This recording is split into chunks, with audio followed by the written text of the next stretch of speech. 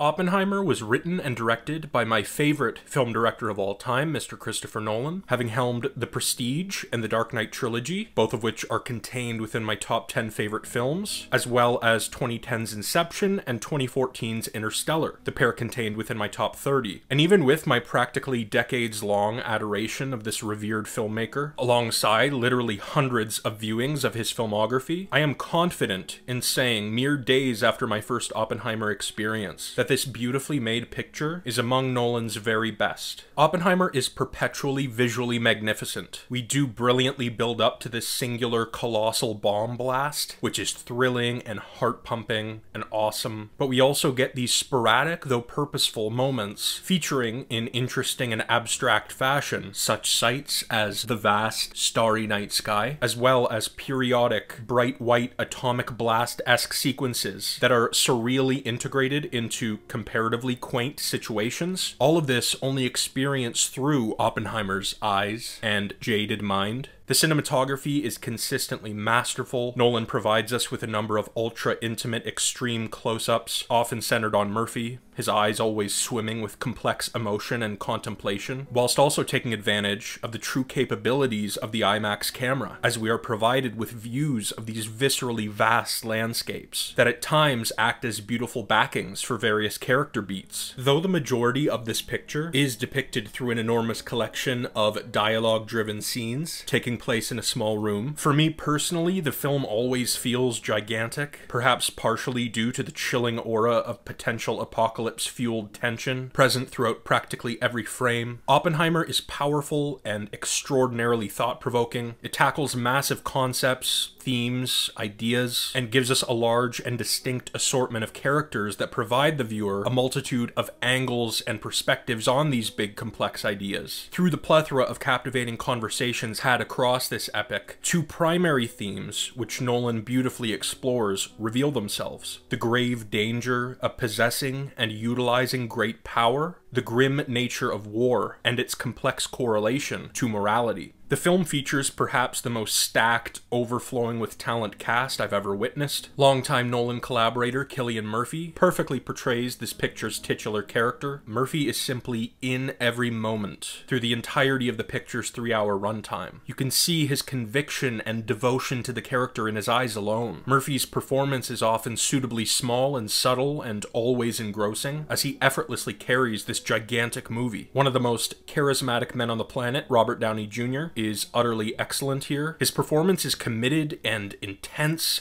and one's intrigue with his character Louis Strauss only grows as the film progresses. Emily Blunt is brilliant and raw and authentic, as is the great Florence Pugh, who is practically perpetually and admirably vulnerable. Interstellar's Matt Damon is thoroughly entertaining in the role of Leslie Groves. The cast also consists of Dark Knight alum David Dastmalchian and Dark Knight Rises alums Matthew Modine and Tom Conti, the latter portraying one of history's greatest minds, Albert Einstein. Not to mention the pair of Oscar winners Casey Affleck and Rami Malek, the former being another Interstellar alum. And lastly, only because it's starting to feel as though I'm taking attendance, Oppenheimer features the pair of motion picture legends Kenneth Branagh, the Dunkirk actor's role being technically minor, but he brings such gravitas to his every moment of screen time, and Gary Oldman, who of course did excellent work with Chris Nolan on his glorious Batman trilogy. Oldman is typically sensational. Although he's only featured in a single scene, said scene leaves a major impact, and it may very well be among my many favorites. The scene is pertinent, really, as a single instance within it brilliantly encapsulates the picture's primary themes, the one in which Oldman's President Truman refers to the momentarily morally vulnerable father of the atomic bomb as a crybaby. The sound design and mix are both truly fucking stupendous, and so artistically ingenious.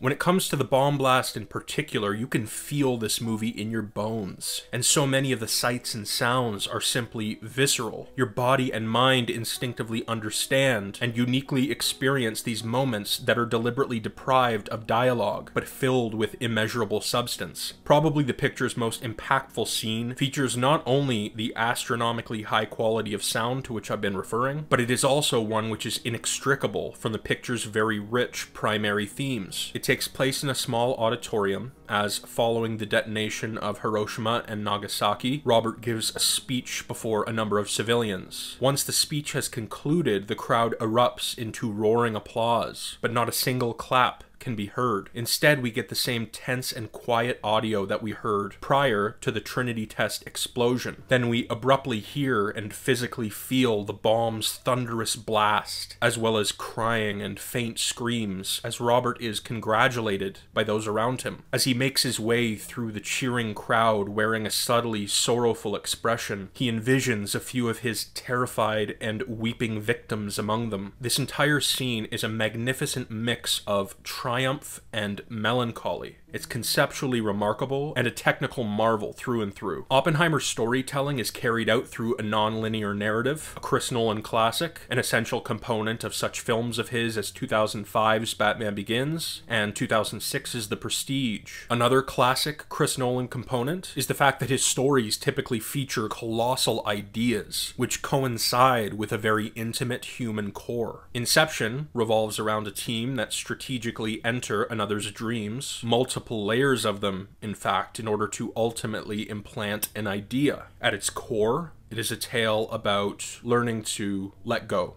Interstellar revolves around a gigantic, often cerebral, planet-saving mission, whilst at its core, it's about the relationship between a father and his daughter. The stakes of Oppenheimer are potentially apocalyptic, whilst there is a petty-fueled, one-sided rivalry at its core. The planet's safety is at stake as Downey Jr.'s Strauss develops an extreme and captivating level of jealousy toward our titular character, which dictates so much of the picture's compelling narrative. Among the mountain of elements within this film that I love, I also adore the fact that so much of Oppenheimer is predicated upon a single encounter between J. Robert Oppenheimer himself and Albert Einstein, which we visit a few times throughout the picture. Each of these visits containing alternate pieces of this fascinating encounter, depicted via distinct angles and perspectives, and the contents of their conversation aren't revealed until the picture's final moments. A truly brilliant and immensely effective creative decision. This is an excellent piece of cinema in absolutely every respect. It truly leveled me,